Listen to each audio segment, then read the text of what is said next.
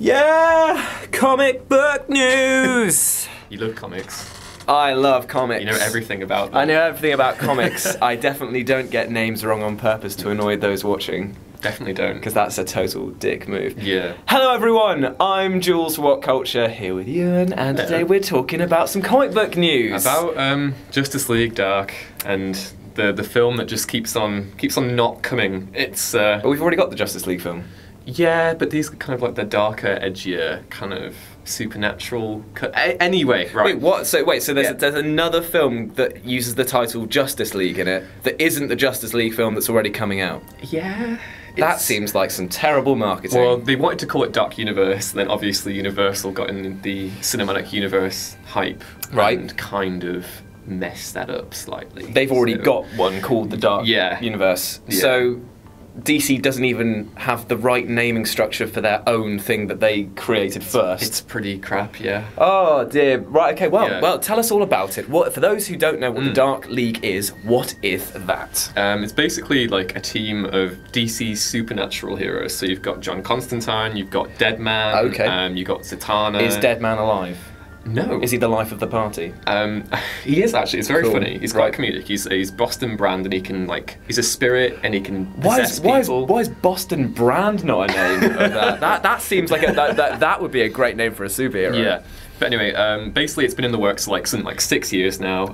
Guillermo del Toro came on in like 2011 to try and kickstart it, and that's before DC were doing the whole cinematic universe crap. Okay. And now it's still in development hell.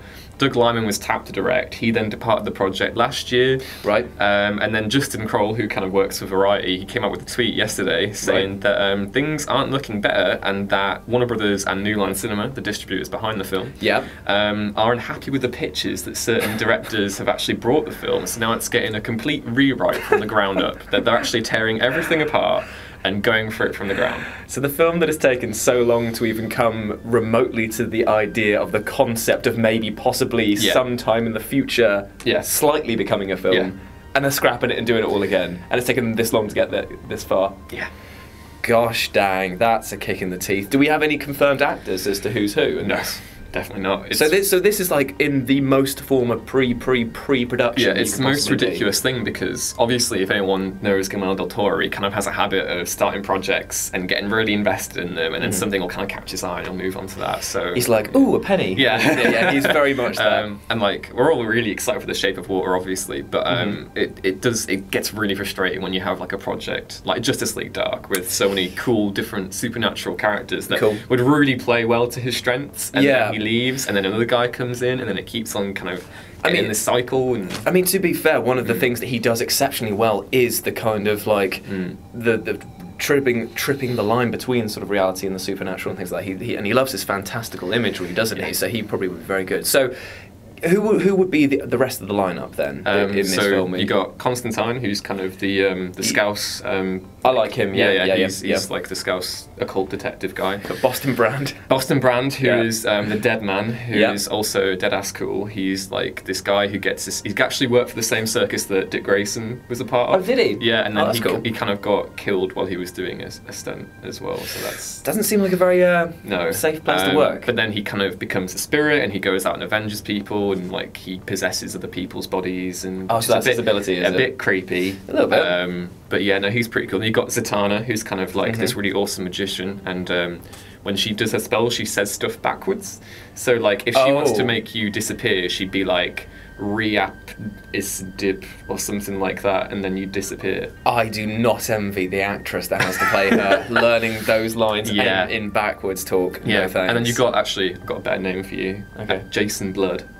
Oh, that is edgy. Yeah, that's really edgy. He plays Etrigan. Well, he's the real identity of Etrigan the demon, who's like this ancient kind of meatloaf-looking guy who looks like he's like this massive demon. He has a sword. He can summon fire. What? Yeah, these sound way cooler than the regular Justice League people. Like, Jason Blood deserves his own film, man. so they form the main cast. Yeah, and it's a relative different people joining them. It's a relatively new comic book. Like, I think DC kind of tapped it during the New 52 because they were like, oh, all these characters are really cool. Why don't we put them in a book together? And then there was a weird animated film that came out last year where they just kind of decided to shoehorn Batman in, and it was a bit weird. Right. Okay. But like, no, people will know who Constantine is from the really crappy Keanu Reeves film, and then yeah, it wasn't too hot, that was it? Yeah, no, and then you had the TV show with Matt Ryan, which actually was quite good. So of course they cancelled it. I've only seen a few episodes, and I thought it was pretty decent, but I didn't know they cancelled that. So it was very, very traumatic. Okay, so something to look forward to on the horizon if it eventually maybe comes to fruition. But I didn't know that I cared until now. But now that you know who Jason Blood is, you feel quite lost, don't you? I definitely care. That is some real Boston brand. And for more Boston brand news, stay tuned to WhatCulture for more comic book news like this and articles every goddamn day. Okay. I'm gonna struggle through the end, even though I've got something in my throat. Otherwise, You have to cut. He's been Ewan, and we'll see you soon. Bye.